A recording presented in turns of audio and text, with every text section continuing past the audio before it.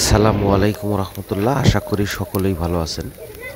আমার এই সবেদা গাছে প্রচুর সবেদা হয়েছে এবং 3 মাস আগে আমি রিপোর্টিং করে নিয়ম করে কিছু জৈব সার দিয়েছিলাম। সেই ভিডিও অবশ্য আপনাদের শেয়ার করেছি, এখন আমার চ্যানেলে রয়েছে, আপনারা দেখতে পারেন।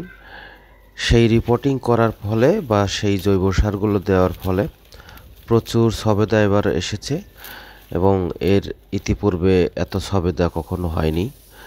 তো এখন মার্চ মাস 3 মাস পর আরেকটি পরিচর্যা করতে হবে, না হলে এই প্রচুর সবেদাগুলো ঝরে পড়ে যেতে পারে। সেই জন্য আপনাদের বিষয়টি শেয়ার করছি।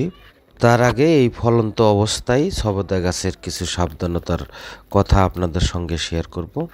এই সময় গাছের গোড়ায় কোনো বাড়তি জৈব সার অথবা রাসায়নিক সার প্রয়োগ করা যাবে না, তাহলে ফলগুলো ঝরে পড়ে যেতে পারে। কারণ টবে সার দেওয়ার ক্ষেত্রে খুবই মাপের দরকার হয়, সেই পরিমাপটা কম বাড়া হলে গাছের প্রচুর ক্ষতি হয় এবং ফলন্ত অবস্থায় আসলেই ক্ষতি হয়। তাই যা সার দেওয়ার দরকার সেগুলো রিপোর্টিং করার সময় মাটির ভিতরেই মিশিয়ে দিতে হবে, তাহলে ফলও ভালো হবে এবং গাছেরও কোনো ক্ষতি হবে না। ধীরে ধীরে সেগুলো শিকড় দিয়ে গাছের যত রকম ভিটামিন বা খাবার রয়েছে সেগুলো তারা গ্রহণ করবে।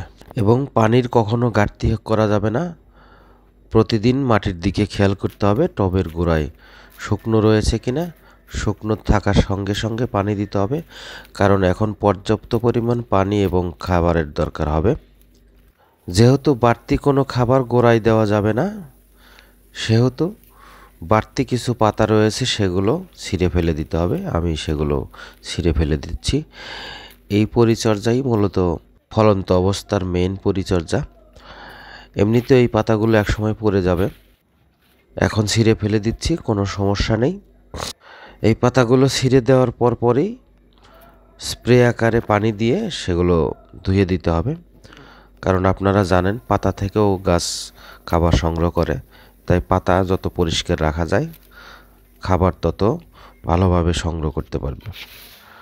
আপনারা গাছে এছাড়াও গাছে দুপুরের দিকে আপনারা হালকা স্প্রে করে গাছ ধুয়ে দিতে পারেন, তাতে করে আরও সুবিধা হবে গাছের এবং গাছটি সবসময় তরতাজা থাকবে এবং ফলগুলো পরিপক্ক হবে।